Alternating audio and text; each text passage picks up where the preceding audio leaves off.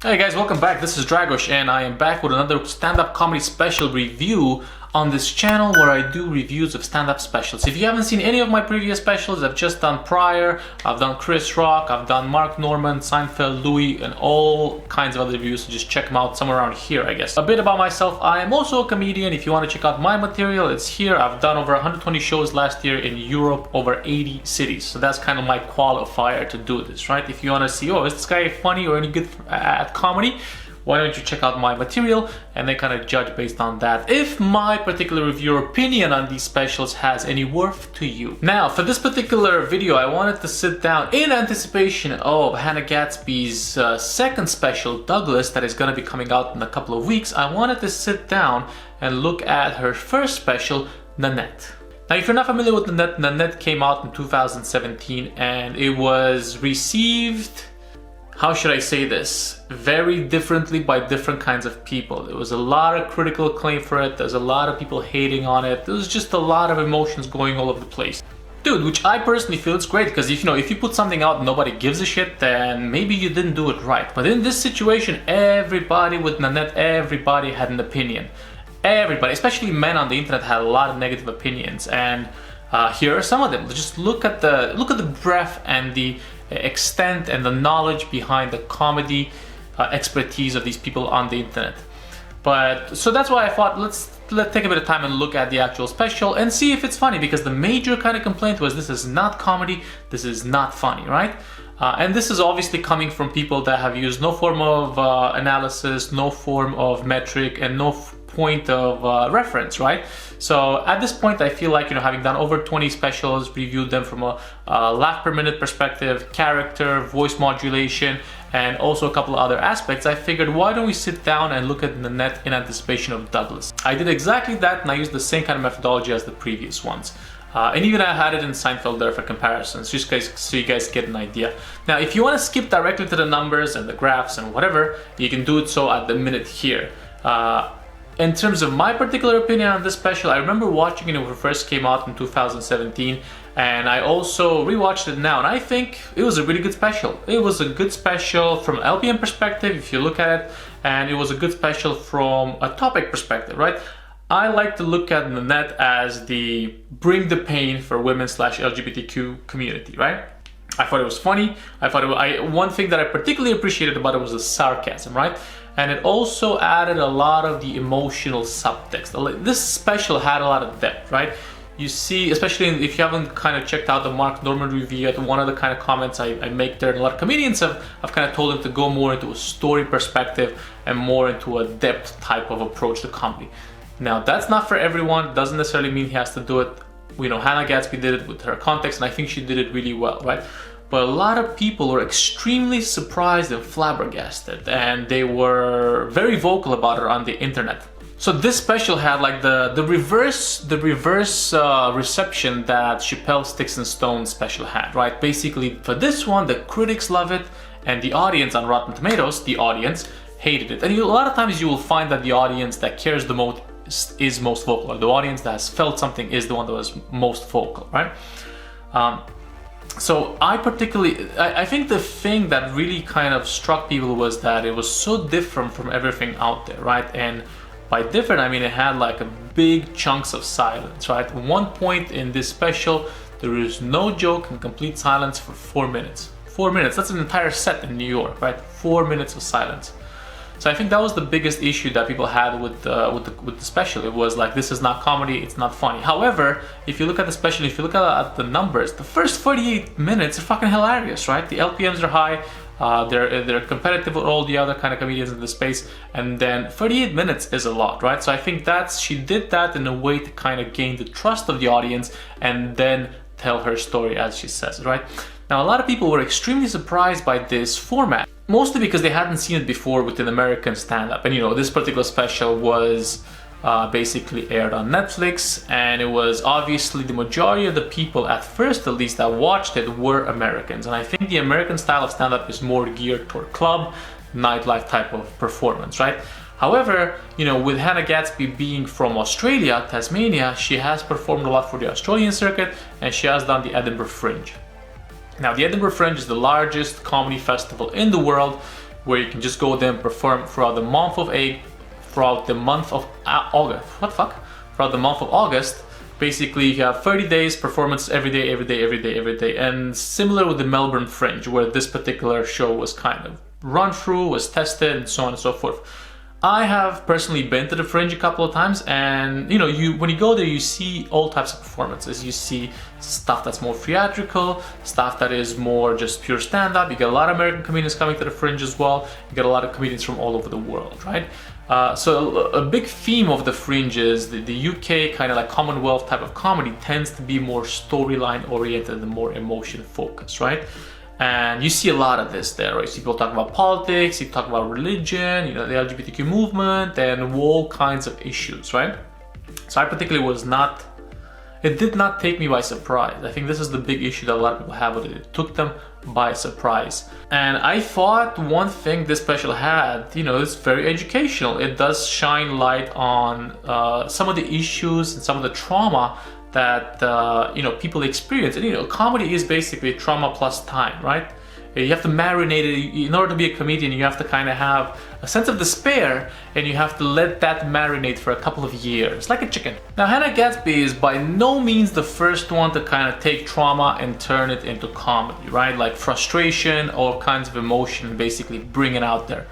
You know, I just reviewed Richard Pryor live on Sunset Strip, right? And that is basically trauma processing. You know, he starts off slow, but then he goes into his whole experience with freebasing. He goes into his whole experience with drug abuse. And you know, throughout Pryor's kind of career, it talks about the trauma that he experienced as a child, and it talks about the trauma of others. Dave Chappelle, right, talks about the trauma experienced by the black community throughout history in the US. That is Chris Rock, you know, all these big comedians, they talk about the processing of trauma, right? So this is what's happening with Nanette as well, which is why I was so surprised to see the negative reaction on the internet to the special. And I guess the negative reaction was everybody, if you look at the comments, they're not quite the most eloquent of comments, right? A lot of people talk about her appearance. They talk about why, one of the comments that kind of pissed me off on the internet is like, why does she hate men if she looks like a man? What the fuck are you talking about, bro? So there's a lot of kind of these negative comments surrounding it, and I guess, you know, it's a good thing because it made people feel, right? And it made kind of, she talks about people being an issue throughout the patriarchy, right? I mean, no quotes, but whatever. Throughout the patriarchy, and I think this is the men on the internet specifically were extremely angry about this because, you know, they felt called out and, as she mentions in the special, persecuted, right? But I particularly enjoyed a couple of bits of the special. Some of the favorite bits of this special have been, I particularly love the classical art thing, right? That was fucking brilliant. Bringing classical art into comedy, that's hilarious, right? And talking about like, you know, Picasso and Van Gogh and whatever. I would love that part. It was amazing, right? And I actually made some notes. You can basically, if you want to look at my favorite parts, and I think I'm going to do this going forward, if you want to go and rewatch some of my favorite jokes and parts, you can jot down these minutes in the special. Minute 8, minute 11, minute 13, minute 27, minute 31, minute 35, minute 38, minute 53. So these are my favorite moments in the special. Talks about her relationship with her mom, talks about creativity doesn't have to come from suffering, about her CV being shit and cannot do anything else beyond comedy. Now, I don't know exactly if I can put this in the video, probably not because of fair use and, you know, it being on Netflix and whatever, but if you do want to kind of see my favorite moments of the special, just go to these particular minutes. They're super funny. If you do go to these minutes in the special, you know, leave a comment, let me know what you thought about it, and yeah, also like and subscribe while you're there. But look, overall, I very much enjoyed the special. I always appreciate something new in comedy. You know, I think the reason why I enjoyed and I started doing comedy full time is because I like to not be able to predict what's going to happen, right? So I think that's what the thing that comedy offers you, unpredictability. You know, when you go to watch a comedy show, especially open mic, what I like to do is I like to watch other comedians and see what they come up with, right? Because you never know what they're going to do. Sometimes it's absolutely crazy, right? But sometimes, you know, it's the same thing, but I like the fact that I cannot predict what's happening, right? What's going to happen next. And that is the thing that I really love about comedy. So, you know, overall, this was something that I, you know, did not expect to come out on Netflix. I thought it was great. I welcome more of this. I'm gonna do a review of her next special, Douglas, and I'm looking forward to see how that comes out. You know, if it's similar type of elements. I've already seen like the trailer. The trailer is basically bombarded with negativity from people. but maybe I'll just do a video on that as well. But in the meantime, let us kind of go beyond that negativity and look at the numbers, because one of the major comments and one of the major critics to this particular special has been that it's not funny. Well, it is funny, and let's look at the numbers to see exactly how funny it is. Okay, so onwards to the numbers. Alright, so let us look at the topics first before the numbers. The topics, we can go really quickly over them. The topics are, she talks about the name of the show, she talks about coming out, she talks about the gay lifestyle, not good at being gay, coming out to her family, not being lesbian enough. She also talks about the quitting comedy, the color blue, straight white men tension, mom relationship, what is comedy and art, frozen experience at a trauma point, this is where the silence comes in, Van Gogh, women in art, Picasso, women being angry in comedy, and broken women, herself being a broken woman who has rebuilt herself. Very broad type of coverage. Again, some things very interesting, like the art, the Picasso aspect, the Van Gogh, super cool. All right, let us go into the numbers. Okay, let's look at the numbers. But let's start looking at Hannah Gadsby on that, right? Let's look at the total length of the show. So we start off with length of the show, 67 minutes. So quite a lengthy show, right? When we look at the amount of topics covered in the show, it's about 18 topics overall, 3.72 minutes length, right? So almost 4 minutes per topic, about 3.40 seconds, I guess.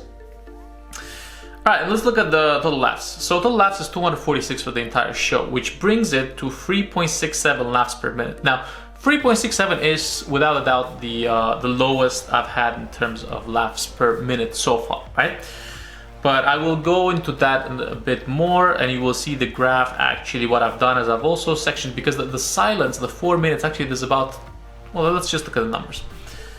So, okay, so we have show duration 3.67 laughs per minute, right? Without a doubt the lowest, and this is why a lot of people would say that it's unfunny, right? Which goes to show the laughs per minute do count, you know. It's obviously under the 4 range. I think 4.4 was the lowest one we had before from Ali Wong. So 3.67, a lot of people don't like. But topics, act outs, about 70% of the laughs are generated by act outs. She's not a big act out person. Voice modulation, 21%, which is in line with some of the other specials. When you look at character perspectives, 58, again, slightly under with regards to character than the other specials, but nothing too bad, right? And then it's not slice, it's silence. So silence is about 12 minutes of silence. 12 minutes of silence, which is why a lot of people are not happy, right? And then we have claps. I've also counted claps. So 20% of the, basically 20% of the, almost 18% of the show is silence. 18%, close to 20, right? Round up to 20, because there are some moments with only one laugh per minute and so on and so forth. So about 20% of the show is silence, just speaking. You know, this is what the issue is. Clapters, we had 18 moments of clapters, and very long laughs from the belly, about 7%, because I've started counting that as well now. Can't count the length yet, but we're just gonna have to settle for that. So this is how it looks like in terms of the numbers, right? This is how it looks like in terms of the numbers. Now, 3.67 is the laugh per minute for the entirety of 67 minutes. I've also kind of counted, and I've also looked at, this is the graph, so don't need it now. 38-minute average basically here is 4.8. So 4.8 at 38 minutes in, if you were to just count without the silence, right? Which is not too bad, not too great, right? All right, let's look at the graphs. Let us look at the graphs. All right, laughs per minute, basically the pulse of the show, this is how it looks like, right? So obviously it starts off strong, goes up to 8 minutes. 8 minutes is actually, let's see, where is this? 8 minutes is not good at being gay. You know, the flag not being a bit too busy. So that was one of my favorite bits as well. Very strong, you know, it has like a bit of, this is a bit of a pulse, you know, it's pretty well, kind of well, it's okay, it's nothing out of the ordinary for the first 38 minutes, as you can see, right? But as you can see, at minute 38, there is a drastic drop. Boom, basically the comedy goes in cardiac arrest for a bit. Then it comes back up. As you can see, now the high point, but then afterwards, towards the end, it pretty much kind of goes down. So this is basically, see these little points here, the 40 and the 60 points. These points are the ones that people complain about, the fact that they don't find it funny, the fact that it left them, you know, feeling that it wasn't a comedy show, and so on and so forth. But again, this is what made the special so culturally relevant, this particular moment of comedy pause. And you know, the topics are very serious, she was trying to send a message, and I particularly appreciated that, right? Let's look at distribution of laughs, physical, act outs, voices, characters, repetitions. There aren't any in this one, and clapped it, right? Again, in the 38 minutes where the show is a comedy show, pure and straight up, no silence, it's very well kind of distributed. There's a lot of, you know, prominence of characters, you know, physical voice modulations, and so on and so forth. So this is very normal, right? But then afterwards, towards the end, things kind of die out, as you can see here. And let us compare with some of the other comedians. Some of the other comedians that have released specials. So I put Mark Norman one, basically Hannah Gadsby, Jim Gaffigan, Ali Wong, and Marron in this one. So as you can see, you know, Jim Gaffigan, very at the top in terms of the LPMs. Look, okay, Hannah Gadsby is the red one, right? So as you can see, she starts off strong, and she stays basically within all the range of what set by all the other comedians, but then obviously dies down at the end, right? So her whole special is almost in a complete decline in terms of laughs per minute because the message is being sent. But even like almost close to like, you know, minute 50 here, as you can see, it's in line with Ali Wong's particular special. But I guess the irregularity and consistency is the thing that pisses people off, right? And let's check another one. So we have Richard Pryor, live on the Sunset Strip, Jerry Seinfeld, Dave Chappelle, right? So these are like the bigger ones. Okay, Hannah Gadsby is the blue. Look, man, it is in line with a lot of the other specials. You can see the cadence of Sticks and Stones, the cadence of Live on the Sunset Strip. It is in line until this point here where it kind of falls off a bit. So it's nothing too... It is funny from the perspective of last 4 minutes, right? It is within the framework of the other great comedians, with the exception of the end. But should she have made the end stronger for LPMs? Again, she has artistic freedom and she can do structure her show whichever way she wants. But this is how it looks in terms of, you cannot say this is not funny when it's in line in terms of LPMs with majority of the other shows and great big names, right?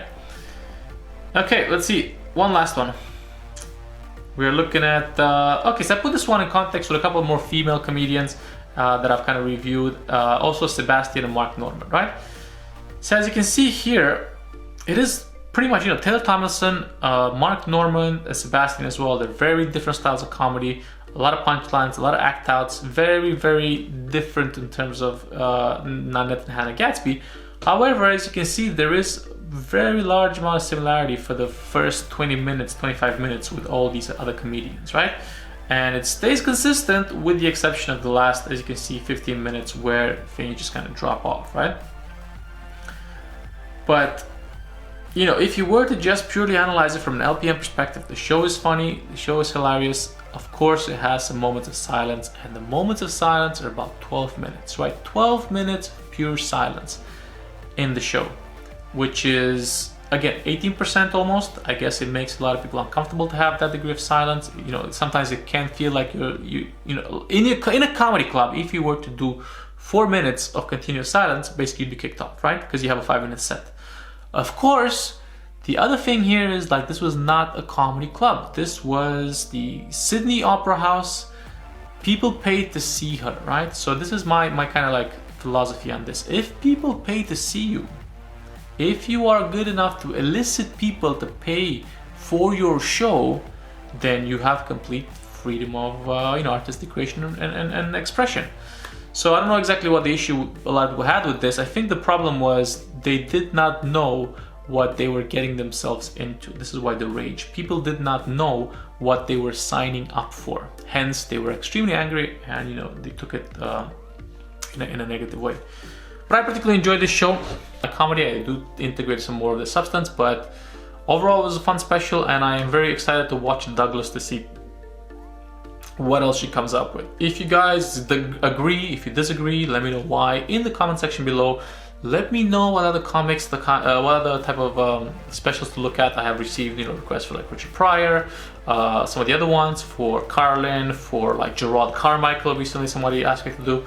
But yeah, check it out. Let me know what you think, and we can look into that later. There's a couple other specials coming out this month. Obviously, Douglas by Hannah Gadsby.